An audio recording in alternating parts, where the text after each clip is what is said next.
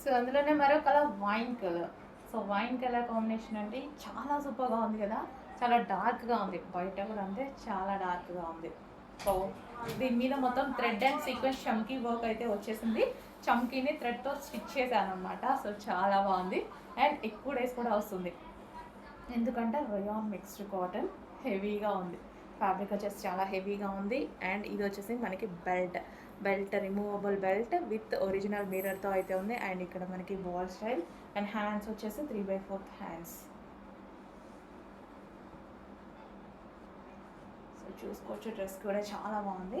Dark wine అండి, చాలా dark wine, బయట కూడా చాలా బాగుంది, చాలా డార్క్ వైన్.